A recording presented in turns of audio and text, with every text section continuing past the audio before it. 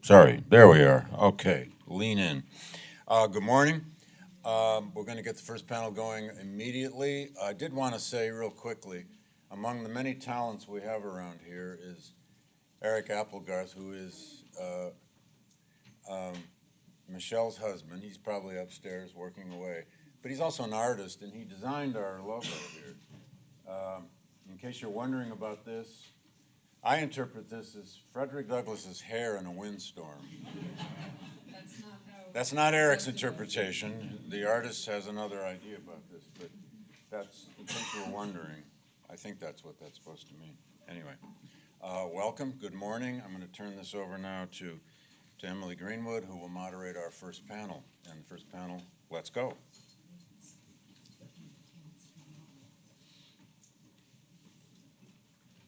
So good morning, everybody. It's great to see everyone. I think we got traction yesterday, and we're in the midst of some really critical, determinative debates and conversations, and we look forward to more today. So in that context, it's a great pleasure and honor to introduce our panelists. I will introduce them in the order in which they are speaking. So I start with Professor Roquinaldo Ferreira, who is the Henry Charles Lee Professor of History at the University of Pennsylvania, and he specializes in African, Atlantic, and Brazilian history. As we heard from David Blight yesterday, shorthand and expert on everything from Angola to Brazil. Prior to teaching at the University of Pennsylvania, Professor Ferreira taught at Brown University and at the University of Virginia. He has degrees from UCLA and the Federal University of Rio de Janeiro. In addition, Professor Ferreira has held distinguished visiting professorships in Angola, Switzerland, and France. Among his many publications are the seminal books, Cross-Cultural Exchange in the Atlantic World, Angola and Brazil during the era of the slave trade, published in 2012, and the new book, The Costs of Freedom, Central Africa in the Age of Abolition, which is about to appear with Princeton University Press. His current book projects include a study of the West African kingdoms of Dahomey and Ouida in their African and Atlantic contexts, and another book project on the global history of the Indian textile trade. Next up on the panel, we'll hear from Professor Geoffrey Kron, who's Associate Professor in the Department of Greek and Roman Studies in the University of Victoria, where he teaches Greek history. He has degrees from the University of Toronto in maths and physics, as well as in classics. Kudos. And his core research interest is the relationship between democratic social change and economic development in Greco-Roman antiquity, as well as engaging in dialogues in the modern world. In the context of his research, he's published a very impressive suite of peer-reviewed articles and chapters on the following areas of social and economic history in ancient Greece and Rome: ancient agronomy, agricultural productivity, animal husbandry, aquaculture, game farming, health, nutrition, life expectancy, trade, land tenure, demography, anthropometry, and housing. And in each case, these aspects of subsistence and production are studied generally in the context of social equality and living standards. Professor Kron's current research is investigating the impact of the critical ideologies of social inequality at two different historical junctures. One is the context of Britain in the 18th and 19th century, the intersection of radical capitalism and racist colonialism. And the other is American white supremacist ideology and its role in promoting social inequality. And I think we're going to hear a little bit about that work on the panel today. And then next up, we'll have Professor Padilla Peralta, who is Associate Professor of Classics at Princeton University, where he also has affiliations with the program in Latino Studies and Latin American Studies, as well as an affiliation with the Center for Human Values at Princeton. He has degrees from Princeton, Oxford, and Stanford.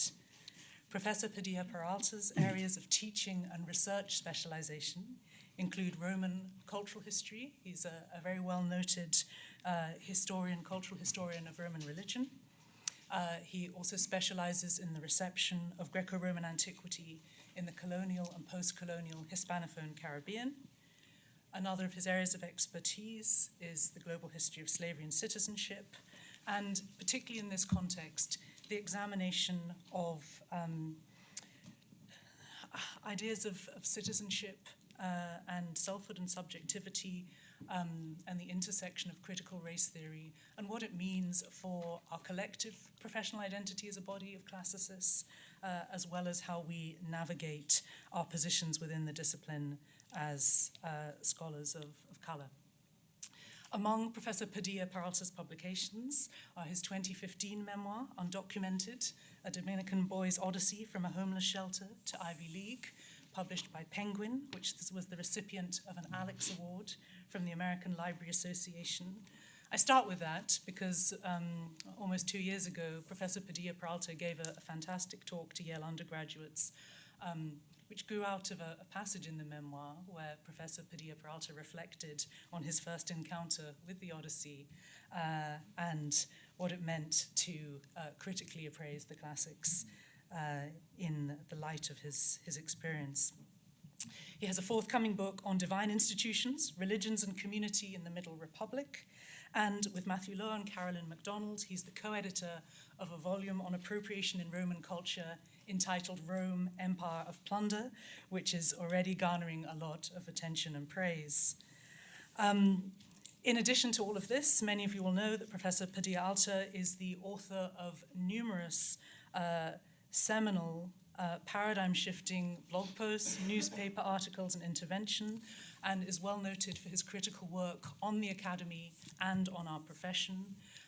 And in general, I would say that he's a colleague who we all look to for leadership on what Professor Roderick Ferguson terms the pedagogies of minority disciplines. So it's a great pleasure to welcome our speakers today, and we look forward to what they have to say.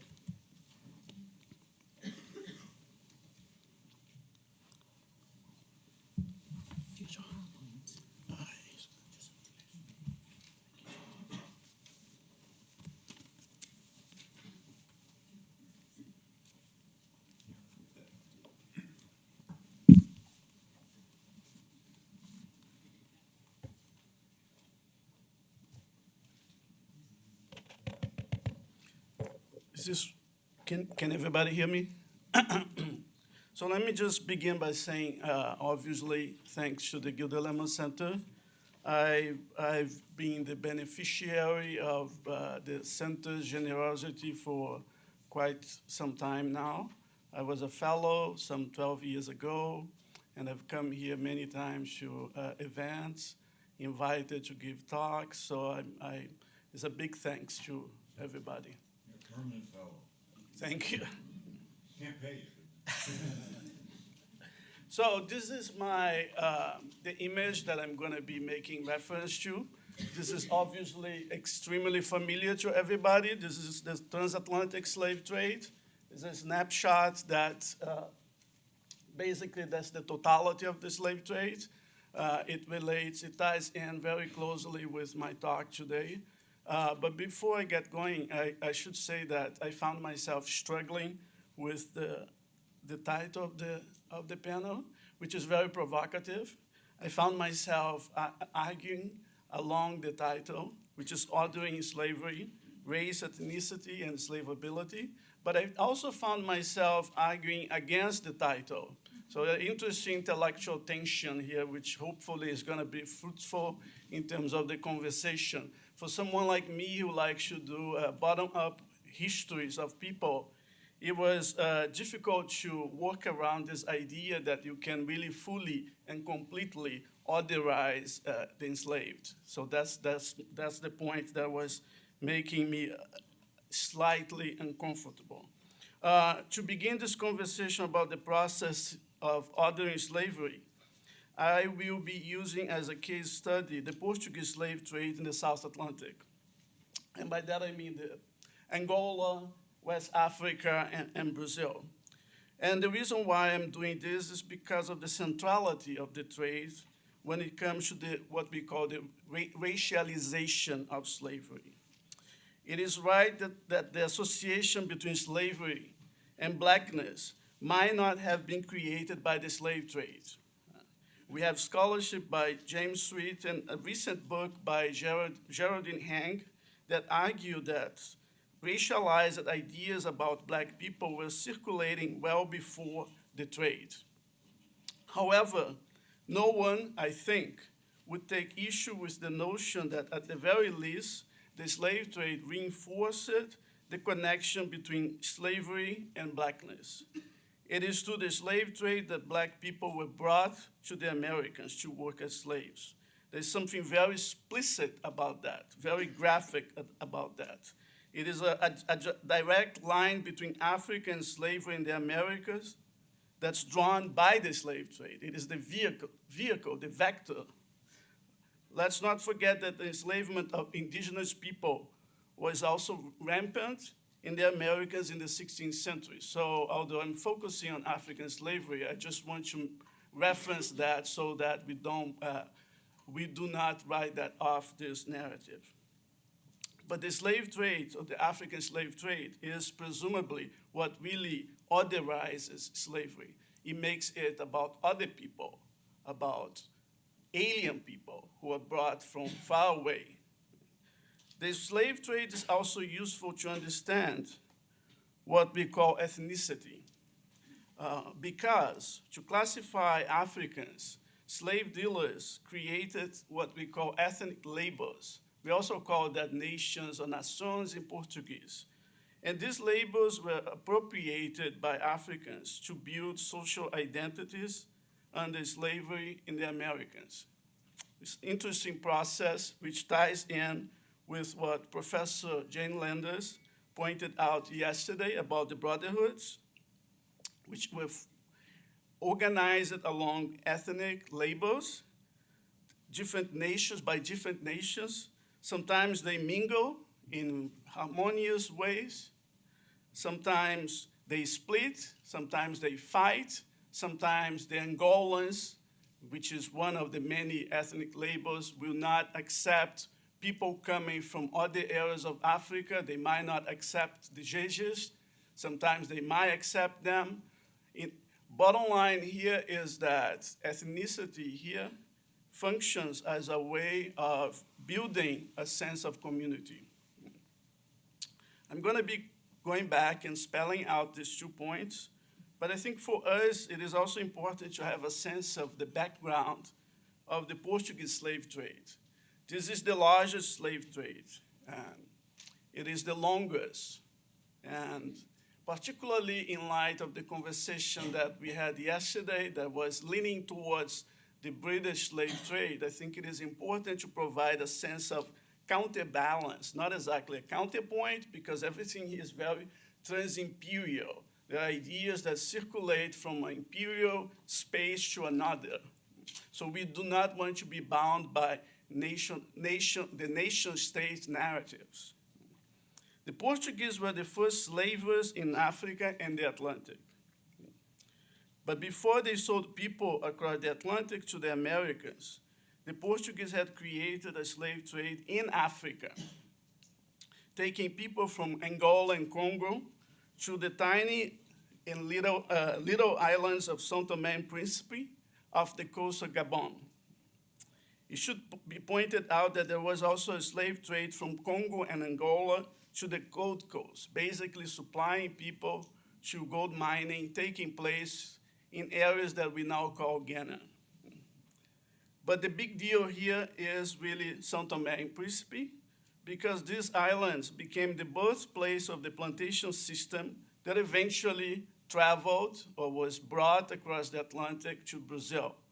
So this is if we can, to the extent we can identify a turning point here in the history of slavery in the Atlantic, that's an important one. The fact that the Portuguese were able to assemble a plantation system on São Tomé and Príncipe. That's the first time they are able to produce sugar in the tropics, large-scale production of sugar, and with the use of a large number of enslaved Africans brought from the continent. So that's a big deal. And again, this is a process, this is a technology that eventually migrates to the Americans. The entry point is Brazil, but this is actually a usual narrative. It eventually makes its way to the Caribbean and other places. This early slave trade within Africa gave the Portuguese expertise to forcefully move people across long-distance regions and fed straight into the transatlantic slave trade. Another point about the Portuguese slave trade is that it began as a triangular trade. The idea of a triangular trade came up yesterday, at least twice, if I'm not mistaken. But in the Portuguese case, the trade over time became very much centered in Brazil. So we're talking about a bilateral trade organized from one colony to Africa. So this is a big deal because it makes it nimble, it makes it more devastating for Africa. So in order to explain the fact that Brazil ends up as the primary destination of the slave trade, we need to account for that in addition to other factors. But that's very important, the fact that logistically, the Portuguese slave trade was actually very Brazilian, was very much funded and organized from Brazil. That makes it the longest one, number one. That makes it the most difficult one to get rid of in the 19th century. It made it difficult in the context of abolitionism in the 19th century. Now making my way into the two issues that we want to discuss here, race and ethnicity. And this is basically a historiographical outline that I'm going to provide here. This is a bird's eye view. I'm leaving quite a bit out, but I would be happy to make my way back to this conversation about race to fill in the gaps to the extent that I can do that, because historiographically, this is a mixed bag.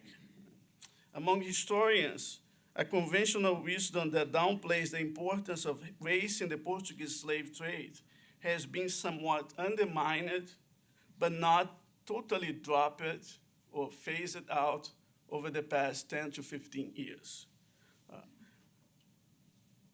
For example, James Sweet has very explicitly, in an article that came out in 1997, connected slavery and prejudice against black people circulating prior to the slave trade, coming out of the Muslim world. Very generative article. In a recent book, Geraldine Hanks argues that in the medieval period was not racialist, and that religion was actively deployed to, and I quote, to identify differences among humans that were essentialized as absolute and fundamental. She calls these acts of race, and I'm quoting again. Bottom line here, this is taking place prior to the slave trade. Another scholar by the name Emily Sewell, and I'm quoting again, argues that the Iberian notions linking black skin and perpetual servitude began crystallizing in the 15th century, again, prior to the slave trade. But the picture, as I pointed out before, is mixed. In a recent book, Herman Bennett argues that race did not factor into how the Portuguese kings dealt with their counterparts in Africa, nor was it a factor in processes of enslavement. So he entirely downplays race as a driving force behind enslavement at this early stage. We are talking about the 15th century, the 16th century. By the same token, British scholar Chloe Ayrton traces the lives of hundreds of free Africans who traveled from Spain to the Americas in the 16th century. According to her, and I'm quoting again, Spanish officials did not perceive blackness to signify irredeemably stained blood. She then goes on to say that blackness did not appear to be a significant marker of difference in their day-to-day lives. So what does this all mean? How can we make sense of this? Very difficult. This is a historiography that's clearly moving, in flux. It's easy to provide an outline, but it's very difficult to come up with a neat, one-size-fits-all explanation. In addition, so I invite questions about this, and I invite the many scholars in the room to weigh in on this. In addition, this question of race vis-a-vis the slave trade and vis-a-vis slavery obviously ties in, taking a more trans-imperial frame, or developing a more trans-imperial frame. It connects directly with the British Empire, which is so unique because we find these slave laws being developed in the 17th century, stuff that was not at all going on in the Portuguese context. It raised all sorts of interesting questions. Yet, Jerome Handler traces what goes on in Barbados to the Portuguese, which is confounding. According to him, slave laws in Barbados derived from ideologies about slavery that came out of the Iberian world, the same world that I was describing before, as a place where you have fluidity, according to some scholars, but according to other people, it is a place where we find a very rigidly stratified system coming into being from the get-go. Now, I only have a minute, and so I just want to briefly talk about ethnicity. Ethnicity in this context, in the context of the Portuguese, in the context of Brazil, in the context of Angola, by the way, it is a building block to build communities. It's not at all about otherizing people. In other words, people in the context of the brotherhoods, as I pointed out before, they seize upon ethnicity to coalesce as a community. They also use the ethnic labels created by the colonial system to subvert the colonial system. And by saying that, I'm referring to, for example, the largest runaway community in the 17th century, Palmares, which was also called Little Angola, which drives home the point that people from Central Africa were the creators of that community.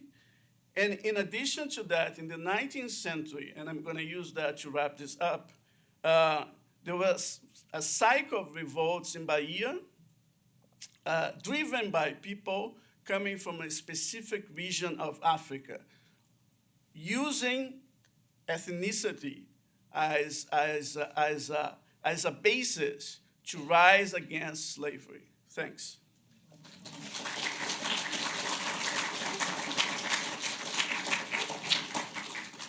I'd like to thank Noel Lenski and David Blight for inviting me to speak here at Yale among such a distinguished array of scholars. Yale may not have educated as many Confederate generals as its rival Princeton, but it can claim two of the leading spokesmen of white supremacy, John C. Calhoun, class of 1804, in the antebellum period, and William F. Buckley Jr., class of 1950, who along with Ronald Reagan, Newt Gingrich, Charles Murray, and Supreme Court Justices Rehnquist, Scalia, and Roberts effectively neutered the promise of a second Reconstruction.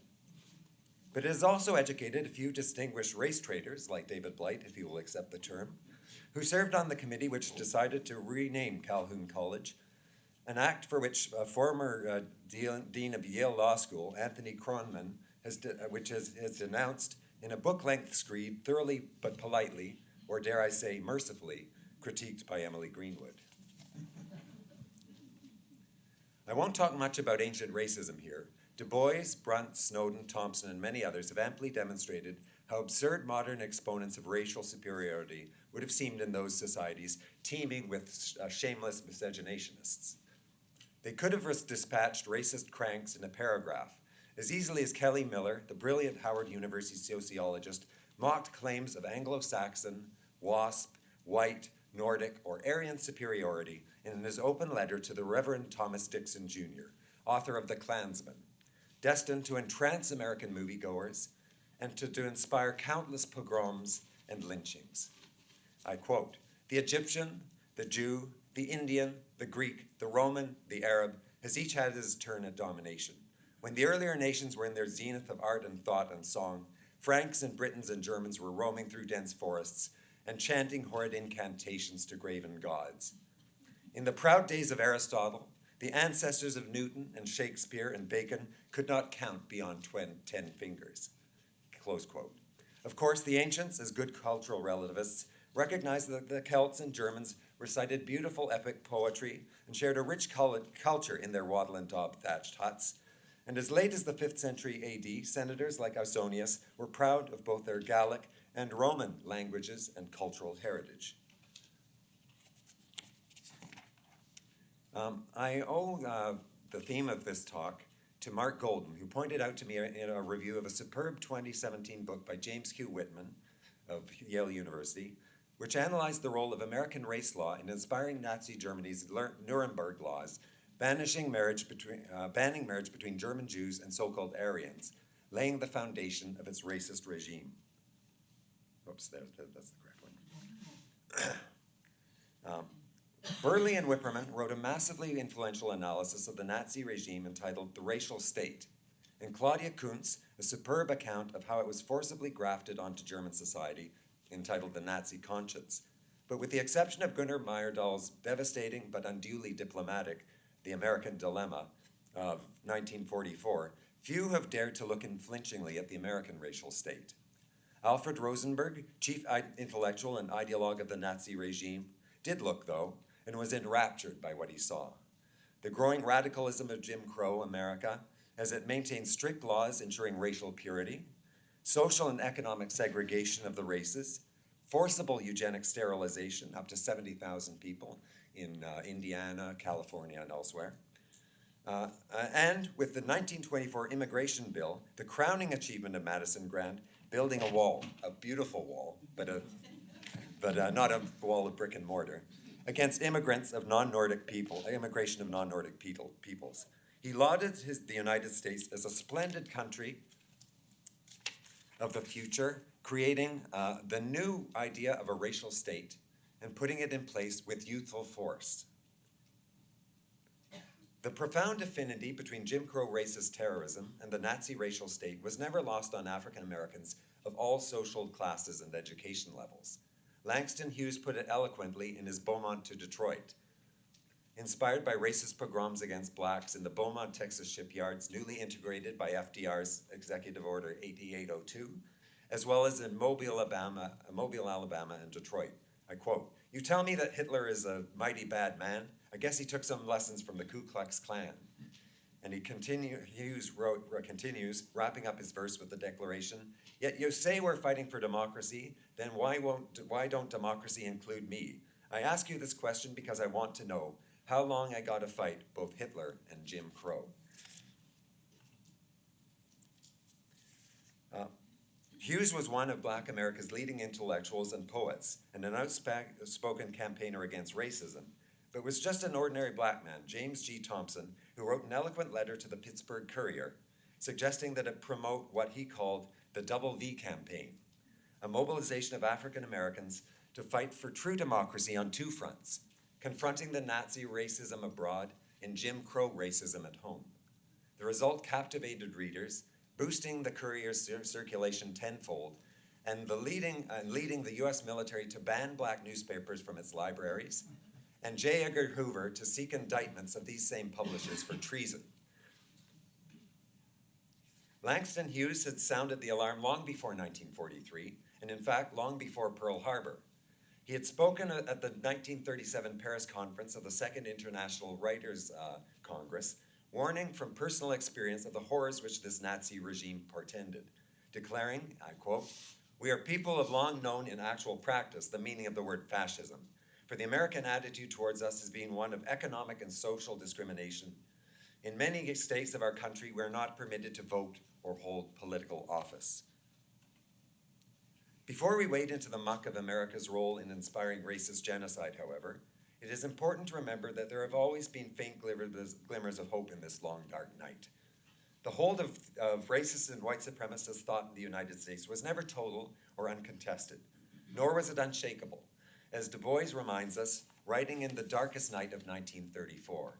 The eloquence and leadership of Frederick Douglass, Charles Sumner, and Thaddeus Stevens, and the nation's disgust at the reign of terror of the Klan helped to force through the 13th, 14th, and 15th Amendments to the U.S. Constitution, guaranteeing, at least on paper, the freedom, citizenship, right to vote, and civil rights of the freedmen population. To quote Du Bois, "For those 7 years, a majority of thinking Americans in the North believed in the equal manhood of black folk. They acted accordingly with a clear-cut decisiveness and thorough logic, utterly incomprehensible to a day like ours, which does not share this human faith." Close quote. The dream of democracy in the United States was a short-lived one, however. The able Confederate cavalry general Nathan Bedford Forrest built the largest of innumerable terrorist organizations dedicated to restore the Southern oligarchy, to use Skagg's phrase, to power. As he boasted in an intemperate newspaper interview, he had over 500,000 men eager to fight. Although the Klan whipped, beat, and murdered innumerable African Americans, his most hated enemies would be any white man who dared to make common cause with them. "I have no powder to burn killing Negroes," he declared. "I intend to kill the radicals. There is not a radical leader in this town," he was talking about Memphis, "but is a marked man. And if a trouble should break out, none of them would be left alive." Forrest's threat has been carried out out innumerable times in American history, as so many politicians or intellectuals who threatened to mobilize broad support against America's racist plutocracy have been assassinated, imprisoned, or driven into forcible or voluntary exile. General Sherman realized the magnitude of the threat, and he, if anyone, may have been equal to the task of using, and I quote, "the power of the nation to crush, as once we have done, this organized civil war," close quote. Sherman was not given the opportunity to fight the guerrillas, however, who were determined to erase the gains won at the cost of over 600,000 dead. After a congressional inquiry took 13 volumes of testimony documenting their atrocities, the Ku Klux Klan Act was passed, and the Army, after several months of operations, rounded up 6,000 men, of whom 600 were charged and convicted, and 250 acquitted. Yet only 65 were actually jailed, and none served for a term of more than 5 years. Both Trelease and Foner present this operation as if it broke the back of the Klan.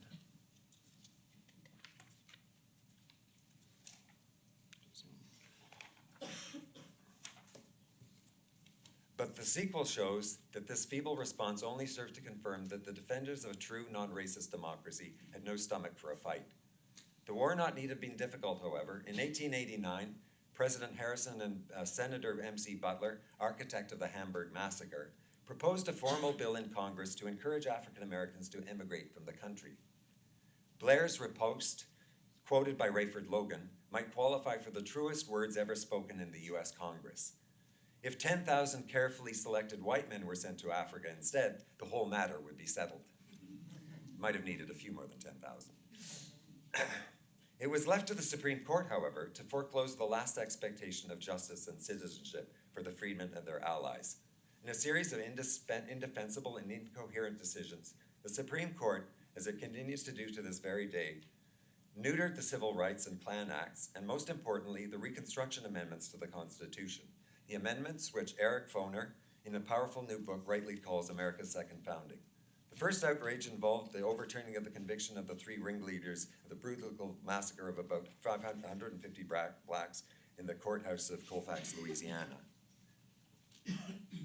With the blessing of the United States Supreme Court, the Klansmen of the South were now free to put away their robes and hoods, pick up their guns, and put on the red shirt of Wade Hampton and Ben Tillman's paramilitary militia, continuing the same old reign of terror proudly and out in the open. Ultimately, Forrest's own friends in the Klan did not need to kill many radicals, as most fled or kept silent in the atmosphere of racist terror. Emory University Latin professor Sled was fired by his own father-in-law when he was frank enough to write a little essay dutifully endorsing white supremacy, but expressing doubts about the propriety of lynching. Tom Watson and Rebecca Felton illustrate just how quickly seeming white liberal allies could abandon solidarity across racial lines. Tom Watson began his political career with a scathing analysis of how Southern agriculture was being bled dry by the crop lien system, sharecropping, and debt peonage, and bold proposals to bring together the black and white working classes in an electoral alliance against the Southern oligarchy, only to succumb to the safer politics of white supremacy. Tom Dixon, Hoke Smith, and Watson helped encourage the 1906 pogrom in Atlanta, and Watson spiced his white populist fury with anti-Semitism, using his journalism to orchestrate the lynching of Jewish factory owner Leo Frank. It is hard to improve on the clear words of Tommy Curry, who recently transferred to a prestigious new professorship at Edinburgh University, leaving Texas A&M behind amid a chorus of death threats directed against himself and his family. I quote, "At the turn of the century, white men and activists supported lynching and proliferated the black rapist mythology throughout feminist literature. The most ironic example is the feminist Rebecca Latimer Felton. She began her political career as an advocate for black women in the 1880s. She began her anti-rape activism on behalf of a 15-year-old black girl named Adeline Maddox, who was sentenced to 5 years of hard labor for stealing 50 cents. Felton found that the treatment of young black women in the convict leasing system was horrifying. They were raped by the white guards, forced to have interracial children, and shackled day and night. By 1897, Felton's anti-rape activism had taken a decidedly anti-black turn. Instead of recognizing the connection the myth of the black rapist had to the Jezebel myths affecting black women, Felton embraced the criminalization and extra-legal murder of black males. She wrote, "If it takes lynching to protect women's dearest possession from drunken, ravening human beasts, then I say lynch 1,000 a day if it becomes necessary." The Colfax and Hamburg massacres were just the latest in a long list of pogroms launched against African Americans, not just in the South, but in the North as well, in Cincinnati, Philadelphia, and the bloody conscription riots of 1863 New York City, which the Irish immigrants fleeing the potato famine, the racist genocide by slow starvation engineered by their British occupiers, learned that the first lesson in becoming, if not white, then at least American, was to share in the sport of brutal racist violence against African Americans. Martin Scorsese's Gangs of New York is a fine movie, but its heart is just the latest in a long series of lies. By the time the South had been redeemed and the black population largely, if not totally, disenfranchised, over 53,000 blacks had been slaughtered, while North and South turned its attention to consolidating the myth that his brief experiment with democracy had been a mistake. With the defeat of Reconstruction, elite universities built an academic industry of pseudoscientific justifications for black racial inferiority, and mass market journalism parroted these myths to support Jim Crow segregation, terror, and exploitation. All four of these treatments are essential, if unpleasant, reading, but Khalil Muhammad's is arguably the best in indicting generations of American social science in the present carceral state and the horrors of the new Jim Crow. Idis Newby put it well. Whatever the faults of racists of that period, they were not reticent about making their views public, and they obviously had no difficulty finding publication outlets. Large quantities of their writings were published by respectable and reputable northern publishers in scholarly periodicals, as well as in popular and pulp magazines, in fiction as well as nonfiction. The atmosphere for racism and anti-Semitism in Weimar Germany could not have been more starkly different from the young racial state lauded by Rosenberg. Listen to Hitler himself. In the year 1918, there was absolutely no systematic anti-Semitism. I still recall the difficulties which one ran the minute one used the word Jew. One met either with a blank stare or experienced the most violent opposition. Many years of vicious racist and anti-Semitic attacks like this one in Der Stürmer had barely made a dent by 1929, where the Nazis polled at barely 1.5%, and their pickets and protests could do nothing to keep musicals about African-American jazz musicians from being box office sensations. Even after he'd consolidated power, Hitler kept his anti-black racism largely for his inner circle of like-minded diehards. Instead, as Clarence Lucerne points out, Goebbels made a point of juxtaposing Nazi treatment of Afro-Germans and Africans with the racist indignities and violence which African-Americans had to endure in the United States. Hans Günther was was one of a handful of German race thinkers who had achieved some public notoriety in Germany before 1933, when he took up Lehrman's advice to write a racist history of the German people in 1927, adopting the Nordicist stance of US arch-racist Madison Grant and Lothrop Stoddard. Yet he was deeply envious of their massive public success. As he lamented, the Nordic ideal in Germany would not seem to have achieved the same diffusion which it has in North America. In the United States, the books of Grant and Stoddard have achieved a remarkable success. In fact, with gushing reviews in major newspapers and frequent articles in the most successful mass-market periodicals like the Saturday Evening Post, Grant and Stoddard were literary celebrities and influenced the field of anthropology as well as public policy on immigration, eugenic sterilization, foreign policy, and race relations.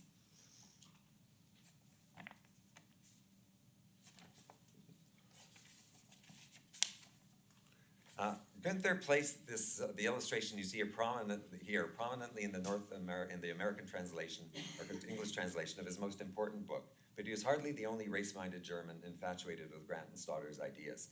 Long before rising to political prominence, Hitler wrote a gushing fan letter to Madison Grant, proclaiming his first bestseller, his Bible, and the foundation of my racial philosophy.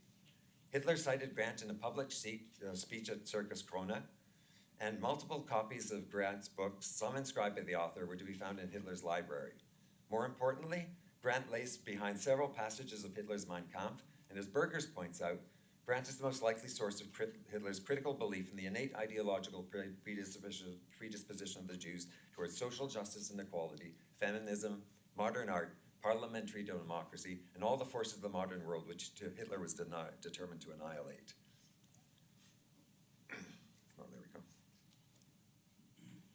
The genocidal logic of Madison Grant's racism and the germ of the Nazis' policy of mass extermination emerges clearly from an offhand remark deriding the claims of the higher castes of India to an Aryan cultural background. Grant declares that, and I quote, "the little dark native," unquote, has no claim to blood kinship with the original Aryan invaders, and that, I quote, "no ethnic conquest can be complete unless the natives are exterminated and the invaders bring their own women with them." Hitler's embrace of this genocidal approach to foreign conquest is clear in his many remarks to friends and fellow Nazis, in which he lauded the American approach to the conquest of the West. In one quote, he says, "There is only one duty, to Germanize the East by immigration of Germans and to look upon the nation as the natives as redskins." Elsewhere, Hitler declared that American Nordics had, quote, "shot down millions of redskins to a few 100,000. And then he says elsewhere, "here in the East, a similar process will repeat itself for a second time, as in the conquest of the Americas." Grant was not the first to hint at the horrific implications of such absolute racial prejudice. As Kay Lewis explores in her chilling book, A Curse Upon the Nation, fears or threats of genocide are a persistent feature haunting the American racial imagination, and further examples are too easy to accumulate. In 1780, Thomas Jefferson darkly feared that the chasm between black and white in the United States could, I quote, "never end but in the extermination of one or the other race." Wade Hampton, at the height of the war against Reconstruction, likewise hinted at the possibility of extermination. Alfred Plutz, a pioneer in the introduction of U.S. scientific racism to Germany, creating a new journal in 1904 of race and social biology, was savage by Max Weber, Werner Sombart, and Ferdinand Tönnies when he spoke before the German Sociological Association in 1910. Weber ably refuted his claims about race instincts and came down hard against the segregation of U.S. universities, declaring that it was purely political, in deference to the process of their white students, quite obviously. And he ended up by saying, "the most important sociological writer anywhere in the southern states in America, with whom no white writer can compare, is a Negro, Burkhart Du Bois." And he was even more explicit in his later writings. But I'll have to wrap it up. I've got too much more material to deal with. I'll talk a little bit about the rise of the battle between Franz Boas and Madison Grant for the control of the American Anthropological Association, and the very minor amount of, the very small number of Germans who are actually interested in racial science before 1933. Most of them are relying very heavily on American funding, and it's only after 1933 we see an explosion of racial of interest in race hygiene among German writers. These are a couple of PowerPoints looking at some of the evidence for the connections between Nazi Germany and the United States, which are being well documented by quite a few different writers. And then I was going to finally give a little peroration based on Frederick Douglass, but there's no time for that. You can read it. Okay.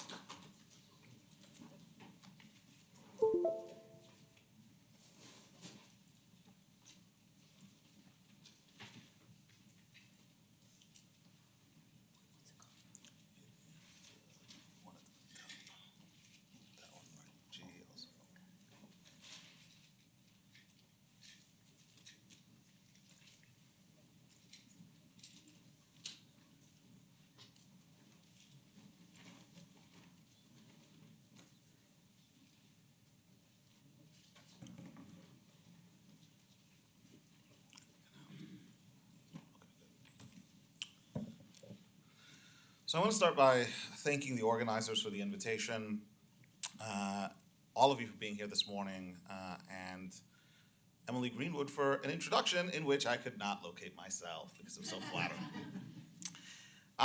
Following the lead of Roquinaldo, I will open with an admission, which is that I found it pretty difficult to organize my thoughts around not just the theme of this conference, but this panel in particular. I cannot and would not distance myself from the sense of my own fleshly inhabitation of this panel's theme, and on most days this sense is generative. The reflection on the ancestors who were trafficked across the Atlantic to Hispaniola has been a spur to my work as a historian of ancient Mediterranean slaveries and vice versa. This same sense steels me for encounters with settings where the differential and asymmetric legacies of the deep history of slavery are conspicuously on display, such as this one. The composition of this room is proof enough of that history's stranglehold on the present. But lately, I have felt exhausted and more than a little tentative with the Roman historian Livy's affective pose at the opening of his Ab Urbe Condita. Whether I shall make it worth the effort to write out, I don't really know, ringing louder than usual in my ears. The tentativeness has to do with my intensifying attachment to the presence of loss in the archives of enslavement, mirrored by the frightening awareness that this attachment can undo you. So many dungeons to summon the most haunting of the chapter titles in Saidiya Hartman's Lose Your Mother. What I propose to do in the next few minutes is relate the violence of enslavement to the production and perpetuation of a specific species of othering loss.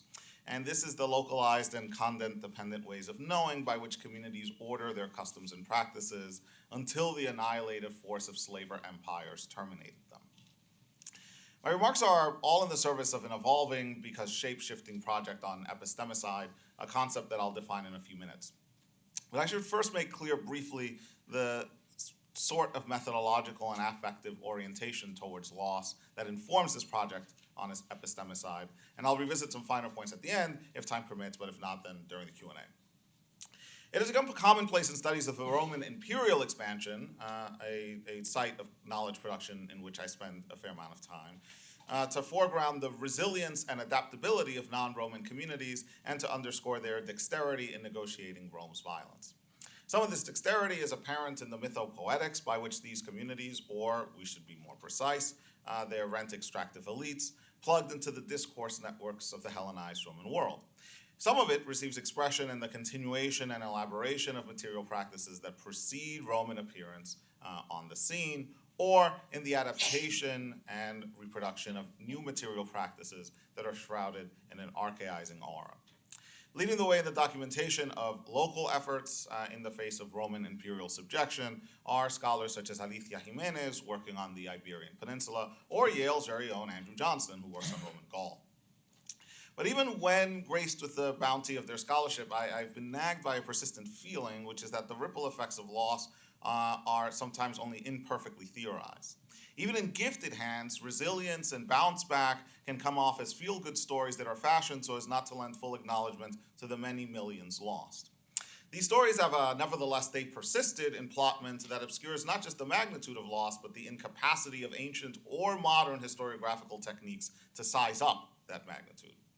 Those ancient textual enterprises that in their voluminous scope seem most primed for that accounting cannot get their profusion of words to circle, let alone pin down the great loss.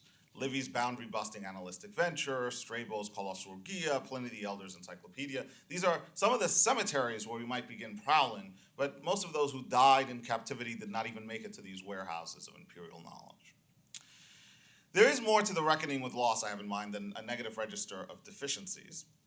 To gesture towards some alternatives, I'm going to offer a reading of a poem that has stuck to me like glue ever since I was introduced to it by the Dominican-American poet and translator Rina Espaillat several weeks ago. The poem, Areito por Todos, Ritual Song for Us All, is the work of another contemporary Dominican-American poet, Cesar Sanchez Veras, and was Espaillat's selection for inclusion in the Poetry of America series sponsored by the Library of Congress. On this slide, you see the text of the poem itself and Espaillat's translation. You can follow along in English while I read in Spanish. Areito por Todos. Me sacaron como apache de la llanura y del viento, me arrojaron como inca de la barca del silencio, pero vengo de la sombra, del pasado y del futuro, me sacaron como indio, pero vuelvo como negro. Me sacaron como negro del tambor de la esperanza, me negaron el trapiche para moler mis adentros, me negaron en Yoruba, en Bantú, Carabalí, pero vuelvo en la manigua, cimarrón en blanco y negro.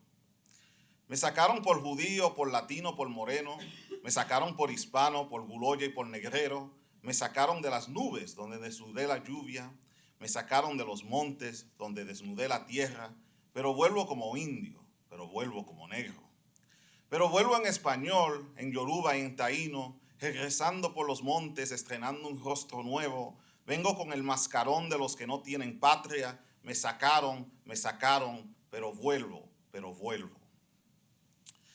On the Library of Congress website, you can access Espaillat's supple and resonant interpretation of Veras' poem, which she takes as an encomium to the indefatigability and indomitability of the forcibly displaced, not only indigenous communities uprooted by settler colonialism and Africans set in violent marine motion by the transatlantic slave trade.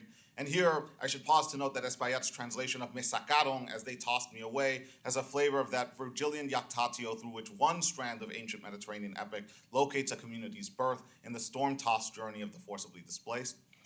But in the expulsions of Jews and Moors that are likewise implicated in the emergence of the early modern North Atlantic. There's no question, as far as I'm concerned, that the poem opens itself up to this reading, which exalts the potency of the multiracial multitude in the face of imperial violence. But without dismissing or undercutting this interpretation, I'd like to offer a second one that is somewhat more bleak. The poem simultaneously centers empire's appetite for racial and ethnic interpolation. They tossed me away as Apache, they tossed me away as black, etc., and the destabilization of those racial and ethnic assignments. The first-person voice announces their triumphantly pluripotent return in Spanish, in Yoruba, and in Taíno, wearing the mask of those who have no country. In the quiet and steady resolve of return, the distinct and differentiable identities that emerge and are policed under the sign of empire no longer matter as much. These are tossed away as the first person of vengo and vuelvo moves to the forefront. That first-person voice professes to wear the mask of those who have no country, but by the mere fact of doing so, they do not recover or reanimate the loss, they simply ventriloquize them. The tireless and indomitable are not then the victims of imperial savagery, but instead the actor who, standing in an atrium stocked with imagines, selects personae and puts on a performance. The poem then is a performance script. Its efficacy as a performance script, down to the seemingly uplifting message of triumph with which it concludes, rests on the paired suppositions that the distinct historical traumas of settler colonialism and the transatlantic slave trade are one, homologous, possibly even isomorphic, and two, amenable to recreation and reenactment. Meanwhile, the racial configurations that authorize and fuel these traumas exist only to be superseded in time by the figure of the survivor turned actor who can inhabit all of these configurations at once. And now we come to the beating heart of the dilemma that most interests me, the dilemma whose impingement on my own work as a historian has soured this poem's taste in my mouth. Where exactly does one locate the figure who commands the full range of these historical traumas and shapes them into a theatrics of ceaseless return? This figure, I would contend, is an idealization of the historian, but a historian who cannot exist, a kind of Borgesian funes memorioso, because their existence would be more than merely mawkish, it would be gross. The grotesquerie emerges from the fact that, to modify a Benjaminian dictum that has received a fair amount of play from historians of ancient and modern slaveries, there is no historiographical document that is not at the same time a document of epistemicide. Since a few of you in the audience have already heard me go on about epistemicide in another forum, I won't deliver that performance here or even a recap of its greatest hits. What I'll offer instead in our limited time together is first a definition of the concept and a summary of my engagements to date with it, and then I will work my way through a text that is nibbling away at me for reasons that I still cannot properly explain. So here is one definition of epistemicide by the post-colonial theorist Boaventura de Sousa Santos. Quote, colonial domination involves the deliberate destruction of other cultures. The destruction of knowledge, besides the genocide of indigenous people, is what I call epistemicide. The destruction of the knowledge and cultures of these populations, of their memories and ancestral links, and their manner of relating to others and to nature, end quote. For the past year or so, I've been interested in testing out the applicability of epistemicide to the Mediterranean under Roman rule, and concluded that there are at least 5 axes along which epistemicide unfolded in the final few centuries BCE and first few centuries CE. The numbering here is a little odd. Apologies for that. Extensive genocide itself, 11112, okay. Extensive genocide coupled with the routing of those who did not survive into the social death of slavery, ecological transformation and devastation, not infrequently tied to military and colonial enterprises, commercial integration, driving the acquisition and circulation of dependency-forming goods from gold and silver to wine, the erosion of linguistic diversity, and the edging out of local religious and legal systems by their Roman counterparts. For each of these, the literary and material evidence combines to paint an arresting picture of local forms of knowledge either wiped out entirely as a result of genocidal massacres, for which archaeological evidence is beginning to supply some powerful corroboration, or interpolated and commodified for the purposes of Roman imperial exploitation. However, epistemicide creeps in on another front, which has to do with contemporary historiographical practice, especially as the contemporary historian seeks to identify the tactics by which the subjugated, and specifically the enslaved, resisted the othering protocols of their enslavers. I have in mind specifically the habit of pursuing and affixing positive and concrete meaning to the actions of enslaved persons that demand instead to be taken as meaningless, or at least as not answerable to the regulatory meanings of the enslaver. I will supply one example by way of conclusion. Among the surviving fragments of Cato the Elder's oratory is a rather curious treatment of the requirements for silentium, the propitious quiet that is required prior to the taking of private and public auspices. For the politician, statesman, and enslaver who simultaneously contributed to and derived staggering benefits from Rome's post-Second Punic War traffic in enslaved persons, slavery was never far from his conceptual universe. In one of his speeches, Cato appears to have addressed the question of which inauspicious sounds might be disruptive of silentium and therefore tantamount to wittium, of ritual flaw whose identification would entail the repetition of the religious procedure in question. He zeroes in on one sound in particular, the farting of his household's enslaved persons. And I'll read the passage now. When taking the auspices at home, I should wish to have held the immortal gods in honor. Enslaved men and women, if any of them farted underneath the sleeping blanket because I did not notice it, it does not constitute wittium for me. If at that moment there occurred to any enslaved man or woman who was sleeping something which normally brings political assemblies to an end, it does not even this constitutes wittium for me. In 1966, Harry Josselin, lending his authority to what has become one of the few remaining orthodoxies in Roman religious studies, held that this passage exemplified Roman religion's tendency to construe communications sent by the gods as significant only if they were noticed by those individuals with the properly delineated authority to notice. Quote, the signs which the Roman gods gave of their will did not so much concern the future as the present. Yet to exercise in effect, they had to be observed and reported by a competent person. A servant who farted during a domestic ceremony destroyed the validity of that ceremony only if his master heard, end quote. This interpretation on its face seems to be borne out by other examples of Roman elites taking precautions to hedge against the observation of those fortuitous noises and sights that could mar religious ritual. An incident involving the squeak of a mouse is among the most notorious. Since silentium was a prerequisite for various rituals, it comes as no surprise that anxiety clustered around the prospect of that silentium being shattered by an unexpected rustle or pop. In a first attempt at extracting sense from this text, I speculated that Cato may have been responding to a situation in which the enslaved members of his household discerned the importance of silentium and sought to subvert his efforts at procuring it. What if they were pretending to be asleep but farting away intentionally? Some of you may recall the Ethiopian proverb quoted as an epigraph in James Scott's Domination and the Arts of Resistance, quote, "When the great lord passes, the wise peasant bows deeply and silently farts." What if they had, in the period of their enslavement, amassed enough knowledge about Roman divinatory procedure to disrupt their slavers' effort at performing communication with the gods through a series of well-timed farts that were aimed at rattling the enslaver and causing him to undergo the inconveniences of repeating the ritual? But on a second approach, these questions struck me as somewhat off the mark for several reasons. For one, the line of inquiry is a bit naive, since one has no reason to doubt that if Cato suspected the enslaved of farting intentionally, he would have ordered them beaten or worse. Then, We will get to.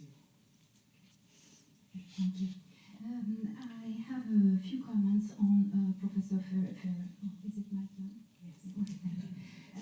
On Professor Ferreira's expose, which I really appreciated.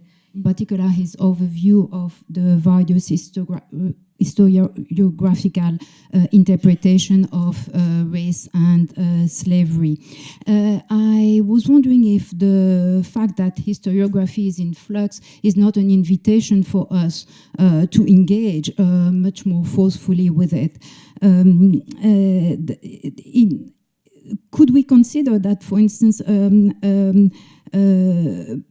turning religious differences into acts of race is not a way of reintroducing the concept of human nature, to say that racism is part of human nature, therefore unsolvable.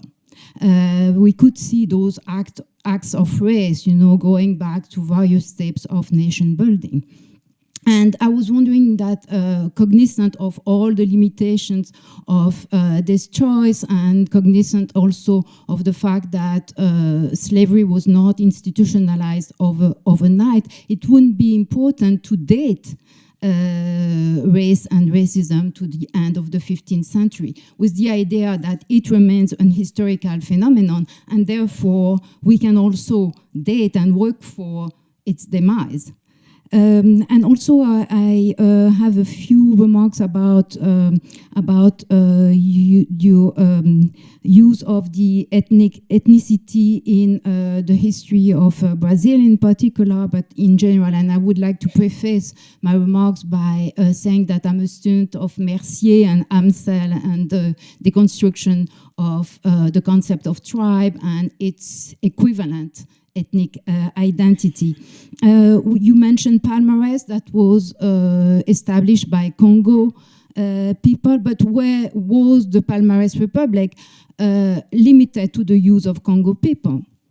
In the same way, the example of the Males, with the major revolt of 1835 that ended up with the return of some of the leaders to Togo and Benin, was based on the fact that messages could be exchanged in Arabic. So this is a Muslim rebellion, in fact, more than a rebellion of Malinke people, even if we could consider that Males corresponded to Malinke and not Mali, which is a huge entity in itself made of several ethnicities. Thank you.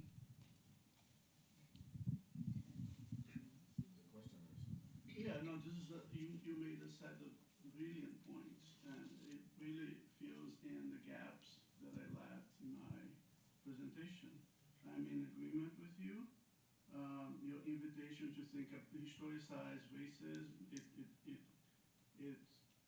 to me makes a lot of sense. Palmares is a melange, right? The foundation can be Central Africa, but it is really a melange. It's a mixing of people. The debate is very much alive on that. There's a book that just came out by Jessica Cook that claims that Palmares was a creation of people from Kisama, which is at odds with the usual way that people like Sylvia Lara and John Thornton and other scholars have looked at it.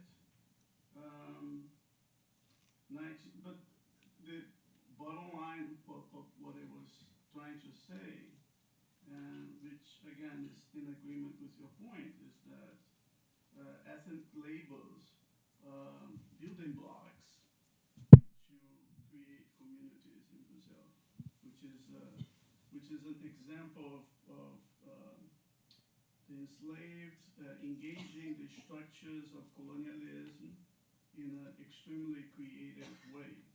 That doesn't mean that we should write off the violence or the oppression of colonialism and slavery, but we should recognize people's ability to create space under the systems of oppression.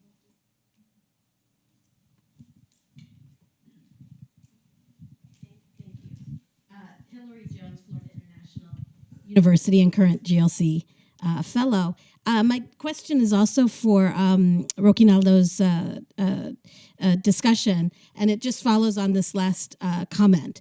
But I'm thinking about this in a different way. I'd just be interested in your comment about how you think about locating African and European interaction, especially on the west central coast of Africa in the period of the Atlantic slave trade, in terms of African women's relationships with European men.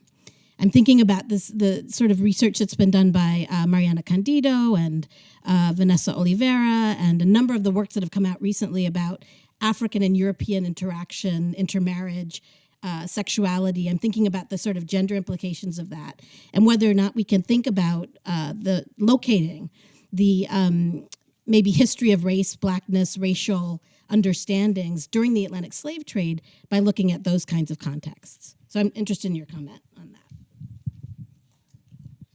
I'm going to have to tiptoe on that since the authority is you.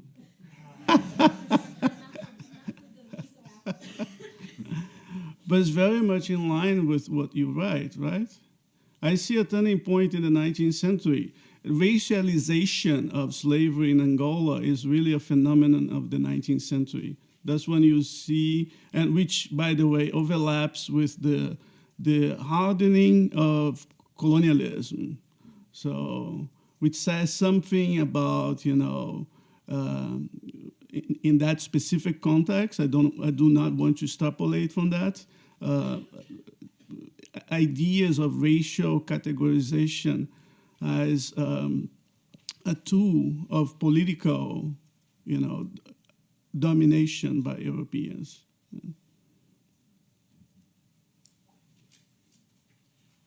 My question is for Professor Peralta. Thank you so much for your presentation.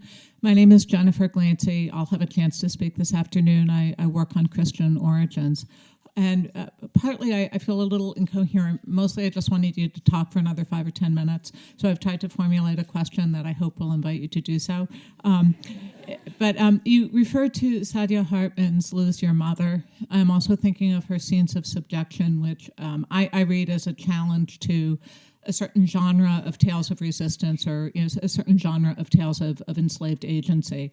And then you end with this incredible anecdote about farting, and you say, well, we could read that as a story of resistance, right? But we could also say this is about bodily rhythms, and I almost, a refusal to recount that within the concept of a story of resistance. So could you just talk more about about telling stories, when we tell stories of resistance and when we don't?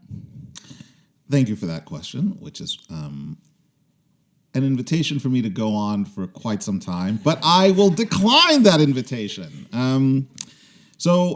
Quite briefly, what I'd see as being at stake in the craft of these stories is is partly an epistemological problem, partly a narratological problem. So to briefly tease out one of the epistemological implications. Part of the reason I am so drawn to this fragmentary text is because we see an enslaver who is at work devising a semiotics of religious mastery, simultaneously taking into account the presence of the enslaved and the work of their bodies, the doings of their bodies, and also in the same intellectual gesture, seeking to distance their eruptive, disruptive force from the sphere of his semiotic enterprise, right? And to me, this is metonymic of a kind of epistemic mastery, in which you capitalize on the subjected. They are actually instrumental to your formulation of knowledge, only then to slam the door on them, right? In first scripting a reading of this fragment that sought to harness its potentials for resistance, I thought I was engaged in an act of recovery, but in revisiting the fragment, I realized that there are levels to it of which I was unaware, and that forced me in the act of interpretation to move away from my own preoccupations with a very specific model of epistemic mastery, right? So that is the epistemological issue that I see running through the fragment. The narratological ones are, I think, laid out quite compellingly in Hartman's work, and I won't belabor them too much. What I will simply say is that it has become increasingly important in my own work thinking through this to embrace more fully a sort of negative dialectic approach to this material. But this puts me in a bit of a bind. I know that issues of this kind came up yesterday, although I wasn't here. I did follow on Twitter. Because we are gathered, at least ostensibly, under the auspices of the positive production of knowledge. But like this really does, I think, require the kind of self-reflexive approach that would not just confront the prospect of not knowing and the prospect of not meaning, but like actually be willing to inhabit that for more than just the space of time taken up by my stating it right now, right? So that to me is the other related issue, and one around which I can't maneuver, nor would I want to maneuver around at this stage. Just ask Danielle, because as you said, this question came up yesterday. In part, I sort of hear the resonances of Audre Lorde's famous 1979 quotation. I wondered, instead of framing this in terms of sort of negative dialectics and epistemicide, could we not harness the idea of queer use as a, thinking about anti-sexist, anti-racist, class histories of the sort of radical interruptions of the ways in which we read these texts?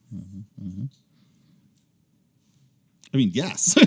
Well, but I mean, so when I say yes, I attach myself specifically to a mode of queering time, and here is where one of the sort of narratological forms that I try to center in the talk itself sort of unveils its true commitment. Like I would very much want to present an image of this work that is radically displaced in terms of its time assignation. So to begin with a poem that centers the fruits and legacies and consequences of the conjuncture of settler colonialism and the transatlantic slave trade, for me, opens a door to thinking more about how my own affinity and attachment to the ancestors whom I cannot know requires, in the first instance, radical disorientation in the face of what Michelle Wright has termed the middle passage epistemology. And in moving beyond that middle passage epistemology, I would move away from the imposition of time as linearity, and I would say that as part of the work that I would want to be modeled in our collective approach to this material, we would entertain temporalities that are not just fragmented, but that invite us to be disoriented and invite us to be at sea.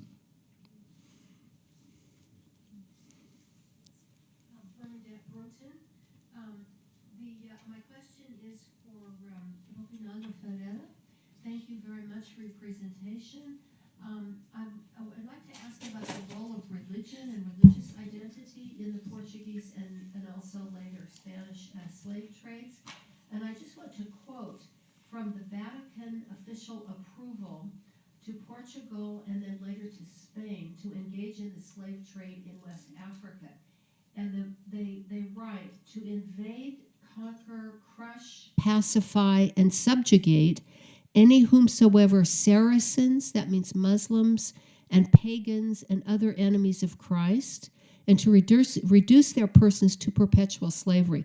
Now, not having studied this in detail, I would hypothesize that they are distinguishing from the Bible the distinction between enslaving fellow Israelites, which may happen for 6 years officially, and enslaving foreigners, which may happen in perpetuity, that might be behind this distinction. But I wonder if you could comment on religion and religious identity and how it might intersect, if it does intersect, with race and ethnicity. Thank you. I'm going to try. I'm not the only specialist in this room that has worked on this topic. Professor Schwartz is here. Professor Jen Landis, so other people can weigh in on this too. I would say this is not a straightforward process, right? Mm-hmm. The same Catholic Church that's gonna back up what the Portuguese, legitimize what the Portuguese were doing in the 15th century, will create spaces for Africans to be integrated into the church. Mm-hmm. And Africans that will then kind of take over those spaces, make them their own. So that's why I'm saying it's not straightforward, it's not linear.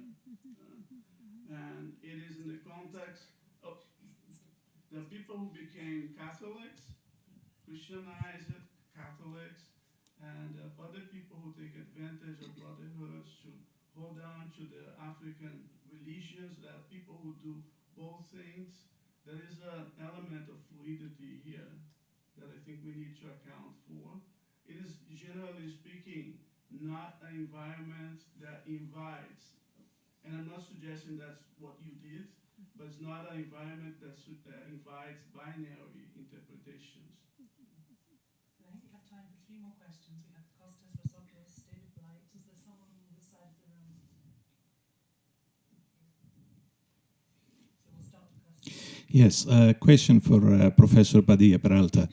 The concept of epistemicide is a very stimulating one, but I'm wondering whether it's really applicable to what happened in the ancient Mediterranean. I mean, Rome conquered the Eastern Mediterranean and enslaved hundreds of thousands of people who played a crucial role in the transformation of the late Republican economy and society and culture. But did it lead to the loss of linguistic diversity in the Eastern Mediterranean? Did it lead to the imposition of a Roman religious or political model in the Eastern Mediterranean? It seems to me that what really happened is much more complex than the concept of epistemicide, and I would really like to hear your views on that. Wow, we would have a very long conversation, but to keep matters simple and relatively short. So we have evidence for the loss of linguistic diversity. I mean, some languages stop leaving epigraphic footprints. That to me is fairly straightforward. Then there are at least several different ways of approaching your statement and unpacking it, both because of the emplotments it contains, one of which I referred to at the beginning of the talk, but also because of the kinds of historical possibilities and historiographic possibilities that it may preclude. And so I'll just give a quick sampling. Hundreds of thousands of people die. And they die in some cases pretty horrific conditions. There are communities that are able to, through various stratagems, devise forms of collaboration and or productive in the sense of not immediately fatal negotiations and dialogues with Roman imperial authority. And those communities leave textual footprints of various kinds. But the existence of these communities, and this is something that came up in the Q&A of a fuller version of the Epistemicidal Project that Noel and Brent and David and several others were treated to in the spring. The existence of these communities should not be taken as emblematic of a broader arc of negotiated survival and long-term adaptation to Roman rule. And I think that it really does, on a fundamental level, veil the brutal operations of Roman imperial power to say that, well, we have these communities and some of them broker negotiations to survive, because many others do not. I am interested primarily in what happens in the Iberian Peninsula, but there are also other parts of the Roman Mediterranean for which one could tell broadly similar stories. There are, as far as I'm concerned, several problems, some of which bear on epistemicide, that surface when we talk about, say, the contributions of the subjected to the Roman imperial project, or even their sort of their generative aporte to shifts in Roman culture.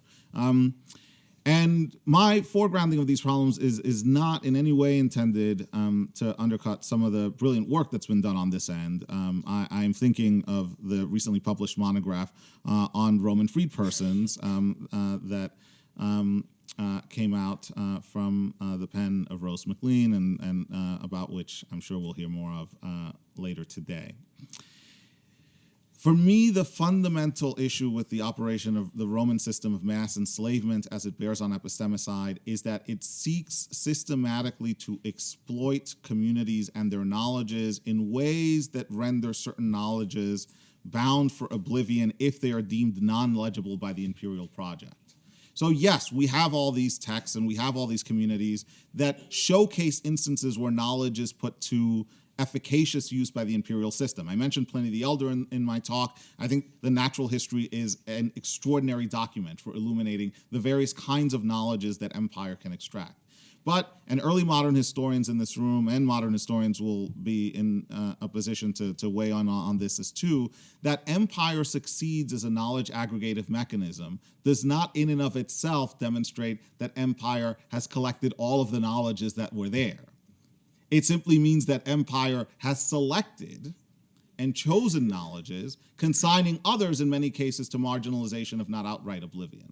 And so that, I think, needs to be stated up front in terms of my application of epistemicide. It's not to dismiss the complexity of historical and cultural entanglements in the Mediterranean, but rather to insist on the fact that those entanglements, to the extent that they are perceptible or discernible by us, give us at best a partial picture of the epistemic processes at work, and the most unsettling aspect of those processes is that many knowledges were consigned to the dustbin in the process.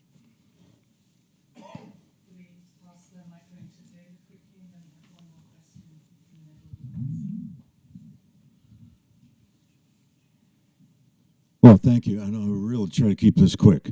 But this brilliant panel could be the subject of the rest of the day's seminar. Unfortunately, we can't do that. I want to pick up the theme of loss, which you really all are bringing up. Roki, the loss of in all of that Angolan Brazilian slave trade, the largest of all, almost incomprehensible. Geoffrey, the history of American white supremacy as appropriated by the Nazis, there's an incomprehensibility in that to some people. And Danielle, definitely, your passage, I wrote it down, the incapacity to size up that magnitude of loss. Y'all can just ignore this and we can think about it over coffee, but is the reason you don't like that poem because it's redemptive? It's a redemptive poem. She's an American. Americans, I mean, I've, spent my life writing about why Americans are so damned redemptive. But that poem's redemptive. And it's something Americans just, I don't know, it's in the air, it's in the water. We insist on it. That's a redemptive song. And monuments are redemptive songs in their weird way sometimes for loss. And God knows what we've done to try to be redemptive about the slave trade, even though it's not possible.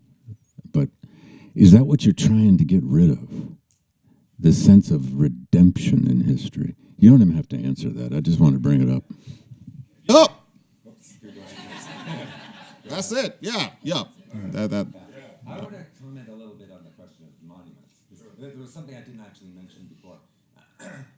In the legislature in Tennessee, Nathan Bedford Forrest has a very prominent bust. Would you imagine that in any German legislature they would have a bust of Joseph Goebbels or Adolf Hitler? Exactly. Yeah. Or any one of these, Hermann Goering? That's the real question you have to ask yourself. Had very different histories of processing that memory, and there was no Cold War forcing the United States to face itself.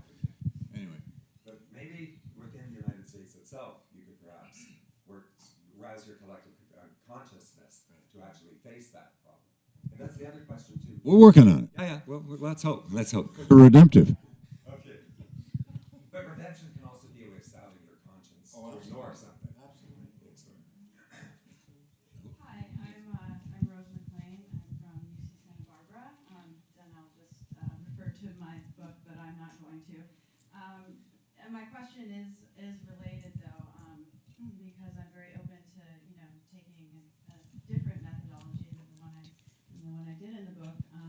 So basically, I want to ask about different kinds of loss, specifically different kinds of loss within the archive. And with Cato, you see sort of one kind of erasure. It's a literary text, and it shows you the system of erasure that's at work through the lens of the master, the slave-owning class. On the other hand, yesterday we saw a graffito from Pompeii that said Ursa, who was probably an enslaved woman, gave birth on a Thursday. You could very well imagine finding a similar graffito, that said Fortunata Sparted. And so my question is, how do you deal with different kinds of archives, different kinds of evidence? They're both sort of subject to the same system of erasure that we find in Cato, but they're different methodologically, sort of different problems to approach. And so I was wondering if you could just talk a little bit more about the sort of variation of loss that you find in the archive. No, thank you for that question. I very much want to think more about it with you in a Conference in a few weeks. I will approach a very tentative answer by bringing up something that sort of operates on a meta-archival level, but that is still nonetheless embedded and interarticulated within the processes of erasure to which you alluded.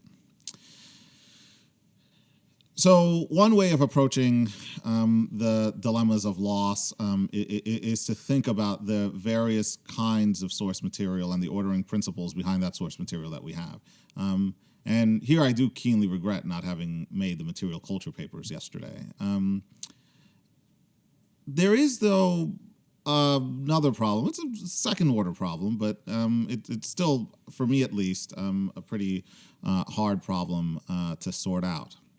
And it is the fact that the methods of inquiry that characterize the work of ancient historians, even those of us who are comparatively minded or comparatively trained, are methods of inquiry that are fashioned within a modern racial system.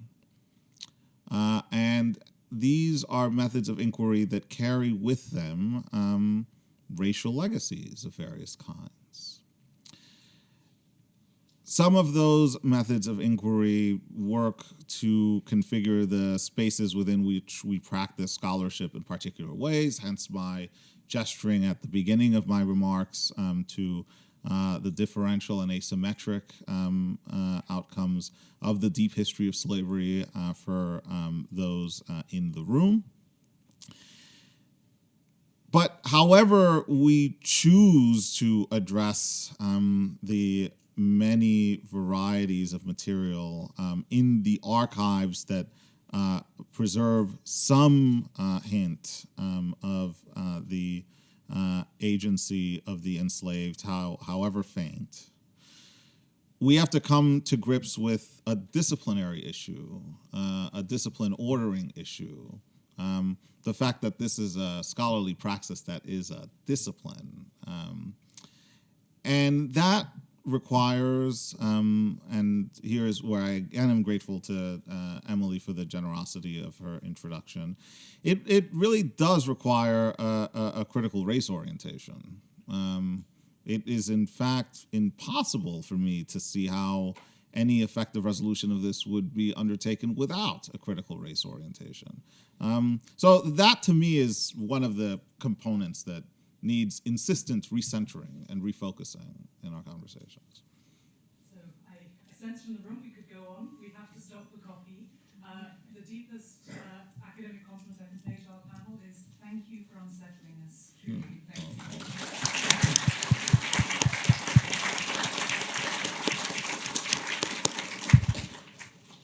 Coffee is upstairs as always. 15 minutes.